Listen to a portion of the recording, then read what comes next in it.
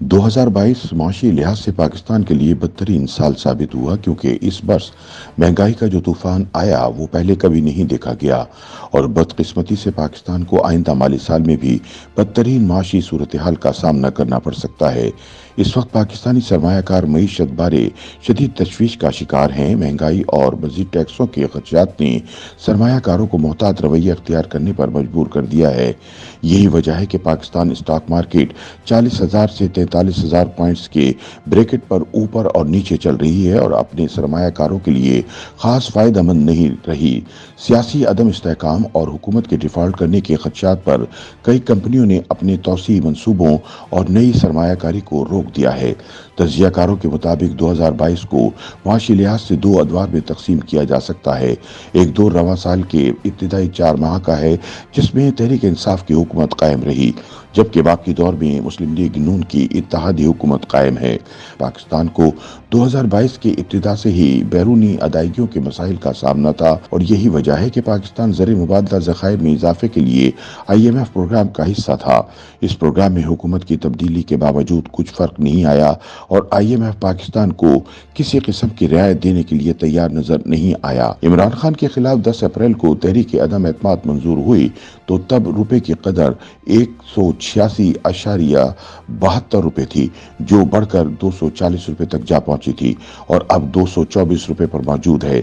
اسی طرح Pakistan stock exchange میں اتار چڑھاؤ کے بعد بینچ مارک 100 انڈیکس 41,000 پوائنٹس کے قریب موجود ہے۔ اسٹیٹ بینک کی جانب سے بنیادی شرح سود جو اپریل میں 11% کے لگ بھگ تھی وہ 5% اضافے کے بعد 16% ہو گئی ہے، جبکہ مہنگائی کی شرح جو اپریل میں 13.4% پر تھی اب بڑھ کر 26% سے زائد ہو چکی ہے۔ اسی طرح مہنگائی کی شرح تحریک انصاف کی حکومت کے اختتام کے بعد سے دگنی ہو چکی ہے۔ رہی صحیح کسر مونسون بارشوں اور سیلاب نے پوری کر دی۔ ایک طرف تو معیشت پہلے ہی مشکلات کا شکار تھی تو دوسری طرف سیلاب کی وجہ سے پورے پاکستان میں ہی تباہی ہوئی، مگر سندھ اور بلوچستان کے علاقے سب سے زیادہ متاثر ہوئے۔ پاکستان کو اس وقت بیرونی ادائیگیوں کے سنگین بحران کا سامنا ہے اور یہی وجہ ہے کہ اپوزیشن ہی نہیں بلکہ حکومت میں شامل افراد بھی پاکستان کی نادہندہ ہونے کی باتیں کر رہے ہیں۔ تاہم کئی ماہرین اس سے اختلاف کرتے ہوئے یہ رائے رکھتے ہیں کہ پاکستان نادہندہ نہیں ہو سکتا کیونکہ عالمی سطح کے اہم چیلنجوں کا سامنا ہے۔ یوکرین جنگ کی وجہ سے اجناس کی بین الاقوامی قیمتوں میں ریکارڈ اضافہ ہوا ہے اور ایندھن کی عالمی مارکیٹ اور گندم کی مارکیٹ میں بہت زیادہ اضافہ دیکھا گیا ہے۔ گو کہ عالمی منڈی میں اس وقت ایندھن سستا ہو رہا ہے اور اپنی بلند ترین سطح سے تقریباً 40 سے 50% نیچے آ چکا ہے، مگر اب بھی استحکام کے حوالے سے خدشات موجود ہیں۔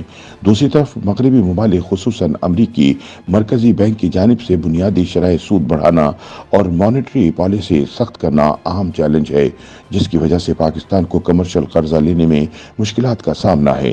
مگر ان تمام چیلنجز کے باوجود اسٹیٹ بینک نے پاکستان کے نادہندہ ہونے کی افواہوں کی تردید کرتے ہوئے کہا کہ وہ اپنی تمام بیرونی ادائیگیاں معمول کے مطابق کرے گا اور موجودہ مالی سال کی دوسری ششماہی میں زر مبادلے کے ذخائر بڑھ جائیں گے۔ اس وقت اسٹیٹ بینک کے پاس 6 ارب ڈالر سے زائد کے زر مبادلہ ذخائر موجود ہیں، جبکہ عمران حکومت کے اختتام کے وقت اسٹیٹ بینک کے پاس 10 ارب ڈالر سے زائد موجود تھے۔ ماہرین کے مطابق پاکستان کے زر مبادلہ ذخائر میں ہر مہینے 50 کروڑ ڈالر کی کمی ہوئی۔ اگر پاکستان کے قرضوں کے حجم پر نگاہ ڈالی جائے تو پتہ چلتا ہے کہ موجودہ مالی سال کے دوران پاکستان کو بیرونی قرضوں کی ادائیگی اور دیگر مدات میں تقریباً 33 ارب ڈالر کی ضرورت ہے۔ اس میں جاری کھاتے کی مد میں ادائیگیوں کے لیے 10 ارب ڈالر اور بیرونی قرضوں کی واپسی کی مد میں 23 ارب ڈالر شامل ہیں۔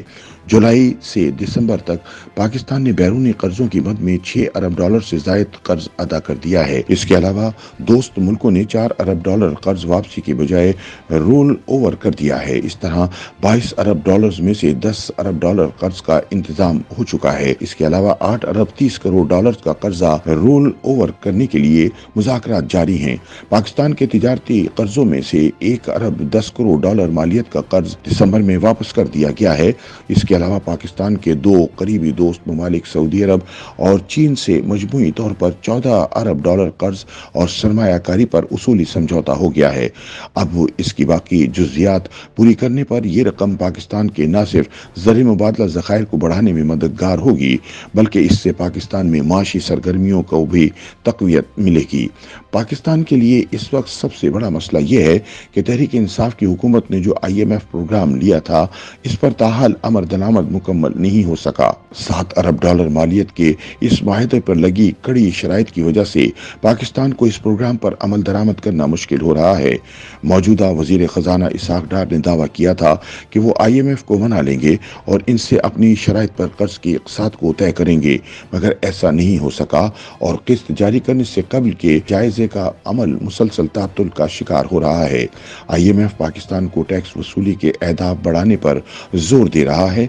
इसमें 300 अरब रुपए की इजाफी पेट्रोलियम लीवी और 500 अरब रुपए के दीगर टैक्स बढ़ाने के अलावा बिजली की फी यूनिट कीमत को बढ़ाने का मुतालबा किया जा रहा है, ताकि टैक्स तनासुब बढ़ाकर 11% किया जा सके। लेकिन वजारत खजाना का दावा है कि IMF सैलाब से मुताल्लिक इंसानी हमदर्दी के हवाले से मावनत करने को तैयार हो गया है और पाकिस्तान को मुतासरीन की बहाली के लिए अखराजात की इजाजत दे दी है। ताहम जायजे में ताखीर मईशत के हवाले से खदशात को बढ़ा रही है। मुल्क में जारी सियासी अदम इस्तेहकाम ने मईशत के हवाले से सरमायाकारों के एतमाद को ठेस पहुंचाई है। मुल्क में क़ब्ल वक्त इंतखाबात का मुतालबा, अहम अस्करी तैनाती पर सियासत, खूनी इनकलाब और लॉन्ग मार्च के ऐलानात और सड़कों की बंदिश की वजह से सरमायाकारों ने अपने हाथ खींच लिए हैं और मुल्क में नई सरमायाकारी नहीं हो रही। मकामी और गैर मुल्की दोनों सरमायाकारों की जानिब से देखो और इंतजार करो की कैफियत है।